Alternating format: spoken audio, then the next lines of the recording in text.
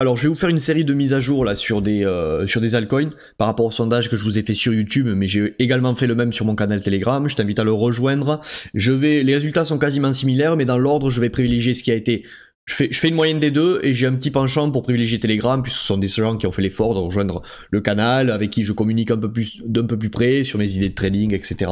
Des pensées de la semaine, mindset, psychologie, etc. Donc rejoins le canal si t'es intéressé. On commence aujourd'hui avec Casper, je vous en avais fait une il y a pas si longtemps, mais on me l'a demandé, donc je vais vous faire la mise à jour. Donc alors c'est parti, investissement. Pour l'investisseur Casper, ok, donc on va rester monthly, weekly, peut-être daily, pas plus bas. Le fondamental, vous pouvez en débattre dans les commentaires si vous voulez, en restant respectueux. Je n'ai aucun biais fondamental là-dessus. Je vous fais une analyse technique pure et dure. C'est à vous de voir si fondamentalement vous êtes intéressé par Casper. Moi, je vais vous dire qu'est-ce qui se passe sur le graphique, ok. Bien souvent, les deux cumulés sont puissants et l'analyse technique ne ment pas, puisque c'est le reflet. Excusez-moi, c'est le reflet de qu'est-ce que font les acteurs de marché, d'accord. Alors, en monthly, rappelle-toi, il y avait eu un niveau déjà. Alors, rappelle-toi. Allez, on fait comme si c'était une nouvelle vidéo. On a pété un niveau crucial ici en monthly, d'accord. Ce niveau, voilà, on va dire trading range, ok. En monthly, on est venu casser ce niveau, d'accord, boum, ce niveau, le niveau le low, le niveau le plus bas de l'actif. Je vais pas refaire la démonstration ici parce que sinon c'est trop long, mais un actif quand il casse un plus bas, ok, la théorie de dos n'est pas si simple que haut, bas, haut, bas, haut, bas, c'est la théorie, mais dans le marché, vous le verrez sur toutes les unités de temps, il y a des fois on vient casser une structure et pourtant on réaccumule et hop, on va faire un plus haut, d'accord. Donc quand il y a cassure, c'est soit il y a cassure réelle pour retourner le marché, d'accord, et donc on est passé baissier, soit il y a cassure. Et si ça traîne un peu dessous et qu'on crée de la liquidité et qu'on re-rentre dans la zone que l'on a cassée, bien souvent, ce n'est pas une tendance qui est retournée, c'est juste qu'on est venu chercher de la liquidité vendeuse forcée, donc des panic sell, des stop loss de swing traders, etc., qui croyaient que cette structure ne serait jamais inquiétée. On vient récupérer leur vente forcée, d'accord. On met des achats à l'intérieur. Quand je dis on, c'est à vous de voir les acteurs de marché. La smart money, les gros si vous voulez. Ils viennent mettre des achats dans ces ventes forcées pour pouvoir pousser le marché plus haut. Ok, on appelle ça une réaccumulation. C'est peut-être d'ailleurs ce que l'on a eu sur Bitcoin à la cassure suite à FTX. Et là, on est en train de réintégrer. Ok, on en reparlera. On en reparlera dans une vidéo dédiée à ça. Mais vous voyez ce que je veux dire. Alors. Suite à cette prise de liquidité très importante, on a eu une réaction. Sur Casper en monthly, on a eu une réaction ici par exemple, où si on zoome de plus près, on voit très bien qu'on a fait un bas plus haut, ok, un top clôturé plus haut, donc en monthly, juste à la cassure, en monthly, c'est assez puissant, on a retourné d'eau, d'accord. Donc on peut dire que dans une tendance baissière, ici, on est en train potentiellement de reprendre une dynamique haussière. Mais pour moi, dans tous les cas, c'est une tendance qui est revalidée, puisque même si vous voulez, ce double bottom ici est petit, d'accord, il est quand même réel. Selon la théorie de dos, on a retourné le marché, d'accord. Alors, pour que ce soit acté, il faut bien entendu que ce bottom soit tenu, d'accord, voir ce bottom, d'accord. Si ce bottom est cassé, clôturé avec force, c'est pas une bougie qui vient juste en dessous, mais si c'est clôturé de manière assez franche, on continue la baisse. Avant qu'on aille plus loin sur du weekly, du daily, pour vous dire moi ce que je vois sur la suite, enfin ce que je vois, ce qui est envisageable statistiquement sur la suite, et je te le rappelle, on se positionne en termes de proba et de statistiques, pas en termes de lecture d'avenir, ok. Et la proba et la statistique, ça sert à quoi? Ça sert à obtenir un superbe risque-reward au moment où je me positionne, c'est-à-dire je me positionne ici parce que c'est pertinent, parce que à la limite, si je suis dans le faux, je perds pas beaucoup. Ok, là, il y a de la gestion de portefeuille à faire, de la gestion de risque.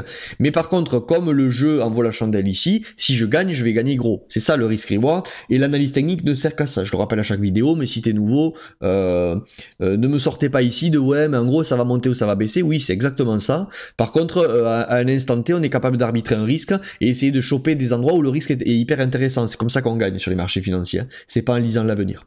Alors, Casper ici, donc tu as compris, en monthly, c'est repassé haussier. On a eu une correction quand même assez sévère là sur les 2 derniers mois, mais pour l'instant, ce bottom des 0.0249 est tenu, et ce bottom des 0.0223 surtout est tenu pour l'instant, d'accord.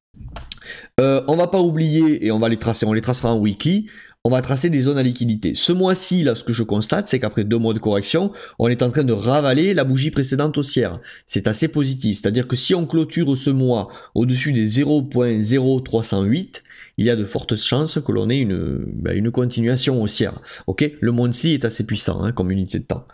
Alors, Casper, rappelez-vous sous la dernière vidéo, je vous avais dit qu'il y avait 2 scénarios. Soit on prenait cette poche de liquidité, soit potentiellement, comme sur BTC d'ailleurs, et moi c'est le scénario que je vois depuis un moment, on peut très bien avoir, comme tout le monde l'a été dépressif et attendait le crash sur BTC, on allait aux 10 000, 8 000, on peut très bien avoir un rebond, ok, les gens se réexcitent, et boum, on y vient faire un plus bas, comme le BTC aux 10 000, 12 000, mais pas encore, plus tard, peut-être un rallye là de printemps, jusqu'à l'été, crash, réellement bear market, tout ça, enfin bear market, réellement on comble les liquidités plus bas sur toutes les cryptos, et ensuite halving 2024, on repart pour un bull run. On peut très bien avoir un rallye haussier qui n'est pas un alors bull run, ça veut rien dire, puisque bull run ça veut dire marché haussier, mais on peut très bien avoir un rallye haussier moyen terme pour après un crash et ensuite une reprise de bull market long terme si vous voulez. Ok. Donc pour l'instant sur Casper, on va toujours les tracer, puisque ces equal low existent. Alors le fait qu'ils existent ne dit pas qu'on va aller les chercher, le fait qu'ils existent dit que dans ma gestion de risque, je dois prendre conscience qu'ils y sont. Et comme ils y sont, on ne sait pas si on va y aller, le marché il ira si on a intérêt, mais c'est pas le fait de savoir si on va y aller, le fait c'est de savoir qu'ils y sont. Et comme on sait qu'ils y sont, ben peut-être que sur Casper, si je voulais mettre 10% de mon portefeuille, mon coco, je vais te recommander plutôt de mettre 2%. Ok? C'est pas un conseil, vous faites ce que vous voulez. Je vous dis, moi, comment je gère, moi, mon risque, d'accord? Est-ce qu'on y va? J'en sais rien. Tout ce qu'ils te disent, oui, on va aller là, puis on prend ces equal low, puis on verra. S'il faut, on va aller plus haut, on va prendre d'abord cette liquidité en dessus. Si tout le monde attend sous les equal low, on n'ira pas. Si tout le monde veut acheter maintenant, ok, parce que ça y est, c'est la reprise du bull run, boum, on va y aller. Mais le fait est qu'il faut que tu le saches qu'il y a des equal low. Donc on va le mettre. Equal low, voilà, weekly, on s'en fout, c'est une zone à liquidité. Sache que sous ce niveau, il y a de la liquidité. Et certainement, même c'est pas certainement, c'est sûr. Certainement et c'est sûr, ça veut dire la même chose. Désolé, c'est pas évident, c'est faire des vidéos. Alors sous ce niveau aussi, hop, je vais le tracer, celui-ci, il y a de la liquidité. Est-ce qu'on va aller l'inquiéter de suite? C'est pas impossible. Sache que les AQ week-off, c'est toujours pareil, tac, tac, on fait un genre de double bottom, ok, on revient ici STB, et si besoin, boum, un spring, et ensuite on y va, ok, c'est pas impossible. Mais par contre, l'accumulation n'est pas une fractale, n'a pas un schéma typique, s'il faut, c'est déjà terminé, on n'y va pas, on va faire un rallye, hop, pullback, ok, hop, hop, hop, et tout ce qui attend en dessous, ils se font couper l'herbe sous le pied, d'accord? Donc on les trace, elles y sont. Qu'est-ce qu'il s'est passé maintenant? Donc, ok, monthly, on a repris une dynamique haussière, une tendance haussière même pour moi, mais alors on va dire une dynamique. Certains diront, alors je vais te dire pourquoi je te dis ça, certains te diront que voilà, à long terme, on aura vraiment repris une tendance haussière quand on aura cassé ce niveau. Allez, une clôture au weekly au-dessus de ce niveau, mais bon, regarde, il reste quand même entre ce niveau et ce niveau 300%. C'est comme tout. Sur Bitcoin, par exemple, il y en a qui attendent qu'on casse et qu'on clôture les 21 500 pour se positionner, mais ceux qui arrivent à capter les mouvements, en gérant le risque bien sûr, mais ceux qui arrivent à capter les mouvements dès le début, les prémices sur de l'unité de temps plus petite, en daily, tout ça, on peut commencer à choper le début de la dynamique qui devient un point excellent pour la tendance sur l'unité au-dessus. Si tu veux, en weekly, oui, on est en tendance haussière quand on va casser ce niveau. À la limite, pour moi, on est déjà, mais allez, on va dire ce niveau. Mais si tu arrives à prendre la dynamique au début de la tendance, c'est encore mieux. Ça veut pas dire qu'il faut faire n'importe quoi, il faut acheter tout ce qui est bas et tout ce qui est bearish en tendance. Ça veut dire qu'il faut arriver à choper les soupçons de redémarrage qui vont t'offrir un joli RR si tu es dans le vrai. Et si tu es dans le faux, il faut pas que tu crames la baraque, quoi. Voilà, c'est tout, le capital. Alors, donc, en weekly, pour moi, on est repassé aussi ici aussi. Et alors, donc là, dans la dernière vidéo, je vous disais, voilà, attention, maintenant, il va falloir voir ce qui se passe ici en weekly. Donc, ce qu'on va faire, on va enlever ça et on va tracer les demand zones et les supply zones, d'accord? Donc, où est-ce que c'est? Ici. Donc, une demand zone weekly, on va dire ici. Je me souviens qu'à l'époque, on était resté sur la demand zone. Alors non, ouais, c'était pas en weekly, c'était en daily. Donc tu vois très bien que le marché se déplace de demand zone en supply zone, ok. Donc ici c'était une demand zone. On a breaké, boum, on est parti fort et hop, on est revenu dans la demand zone. Dans la demand zone, qu'est-ce qui s'est passé? On le verrait mieux en daily, on ira pour conclure la vidéo. Ici, tu vois cette petite mèche là, cette bougie, elle est venue prendre la liquidité de tout ça. Donc certainement qu'il y avait des equal low en daily qui s'étaient créés ici. on a rangé, certaines sont positionnées, prise de liquidité et shift de la structure. Donc, en weekly, on le voit déjà, on ira mieux le voir en daily. Donc là, on est bullish hein, en weekly. Hein. C'est-à-dire que là, alors, en weekly, allez, il faudrait vraiment qu'on vienne encore reprendre ça pour confirmer hop, des bas de plus en plus hauts, avec des hauts de plus en plus hauts, avec un nouveau là qui serait plus haut, d'accord? Mais toujours pareil. On essaie de choper le début de la dynamique monthly, on essaie de choper dans la dynamique weekly le début en daily, et après on va pas plus bas parce que beaucoup, dès qu'on passe en dessous de daily, ouais je suis pas trader, je suis investisseur, donc voilà, ok. Mais je comprends que c'est de plus en plus dur à aller chercher des points très précis. Par exemple pour un investisseur, moi j'aime bien aller des fois en H1, même en H4 ou en H1, chercher vraiment un prémisse pour avoir un RR qui est énorme, d'accord? Bon, je vais pas complexifier la chose ici. Qu'est-ce qui est en train de se passer là? Donc on attend cette clôture vraiment pour être bullish si vous voulez en weekly. Mais à cet endroit, Casper, ouais, j'avais fait la vidéo par ici, tu vois, je te disais, il faut attendre le développement dans cette dimension que j'ai effacée. D'accord? On va enlever ce tir. Voilà, dans cette dimension, alors je te la retrace, hein, désolé, ça fait un peu de longueur. Bon, c'est comme ça, vous savez que sur cette chaîne, moi je suis un peu répétitif des fois. Donc on est venu, on s'en est extrait. Et donc on va vraiment, alors en weekly ici, on peut dire que depuis que là, allez, moi je prends ce niveau. Depuis qu'on a clôturé la semaine dernière ici, tu vois, on est venu, boum, reteste le niveau cette semaine. D'accord? Voilà, on va zoomer ici maintenant sur Casper. On est venu, voilà, clôturer, retester. Boum, et là on est en train de partir. Est-ce qu'on va s'envoler? J'en sais rien, c'est à vous de voir, mais je vais moi vous donner maintenant des points pertinents si vous voulez rentrer, en gardant en tête, attention, que l'on a des beaux equal low en dessous, donc on peut très bien y aller, ok, prendre la liquidité pour ensuite repartir ou aller plus bas. Je vous donne des clés pour vous positionner en termes de RR sur Casper, c'est tout, d'accord, c'est tout. Donc ici, equal low, je vais les enlever mais je te les remontre. Qu'est-ce que c'est bullish pour moi parce que ce qui s'est passé là, on le verra. Alors, on va aller en daily pour mieux le voir. Ce qui s'est passé là, tu vois, on avait un genre d'equal low qui se crée, hop, boum, on prend la liquidité et on shift derrière. Donc pour moi, c'est un minimum. À minima, pour moi, là, on va aller faire un rallye par ici. D'accord? Pour pourquoi pas après être repoussé, continuation haussière, réaccumulation et aller plus haut. Ou peut-être ici, à cet endroit, dans cette supply zone, on va venir, hop, il faudra visualiser ce qui va se passer. Distribution, ok, potentiellement pour aller faire un spring en dessous et pourquoi pas repartir. Mais potentiellement, distribution, cassure, accumulation, ça piège tout le monde, et boum, continuation. Si tout le monde est short, tout le monde est baissier, ou tout le monde vend ses Casper, ou veut les acheter plus bas, on ira plus haut. D'accord? Donc ici, pour moi, c'est repassé bullish en weekly. Ok, la dynamique dans tout ça, on va plus haut pour moi. Et on va chercher des points pour rentrer. Alors un point pour rentrer maintenant à partir d'ici. On va ressortir pour ceux qui ne veulent pas s'embêter avec les dimensions et les supply zones, le petit Fibonacci. Donc on prend ce bottom, pas celui-ci long terme. Le long terme, c'est vraiment pour du DCA long terme, d'accord? Enfin moyen terme, DCA optimisé. Là, c'est pour chercher un point d'entrée. Si tu veux pas, tu comprends rien aux dimensions, supply zone et tu veux pas t'embêter avec ça, tu prends ce petit bottom ici, qui est le bottom ou le dernier bottom weekly. Tu prends le top. Et donc un niveau intéressant, c'est les 0.618, 0.295, d'accord? Qui est, tu vois, qui corrèle avec le retag de cette zone, qui est, tu vois, depuis qu'on a cassé ici, on n'est jamais venu la retester, il y a de l'imbalance, c'est un déséquilibre de marché, on peut potentiellement revenir au 0.0295. Celui qui va être plus agressif prend le 786, 0.0279, d'accord? Il est ici, hop, 0.0279, c'est le 786, peut-être qu'on n'ira pas, d'accord? Peut-être qu'on n'ira pas, c'est ça qu'il faut que tu comprennes. Au plus tu prends bas, au plus tu as un meilleur RR et tu as un meilleur prix d'achat, mais au plus tu prends le risque qu'on n'y aille pas, d'accord? Donc c'est tout ça l'investissement et le trading, c'est arriver à sniper des bons prix. Moi par exemple j'ai une stratégie très agressive, je préfère sniper un très bon prix et passer à côté de mon entrée sur un actif. S'il ne vient pas, ben tant pis, j'irai chasser ailleurs, j'irai chercher d'autres altcoins qui eux vont me l'offrir, ce 0,786, plutôt qu'être amoureux de projets et dire tant pis, comme j'en suis amoureux, bah, il n'y revient pas au 786, je l'achète ici. Chaque fois que j'ai fait ça, ou les gens que je connais qui font ça, bien souvent un jour le regrettent, parce qu'un jour ce qui se passe, ça part. Tu regardes les autres en disant tu vois, t'attendais le 0,786, on l'a jamais eu, bull market, allez on continue. Et un jour, boum, les gens comme ils ont connu ça, ils veulent pas lâcher ici, ils disent ça va repartir, et boum, et on se retrouve ton prix que t'as pas voulu attendre, tôt ou tard, la patience, ça récompense. Et tu te dis, tu vois, si j'avais attendu, on y serait revenu sur ce niveau-là.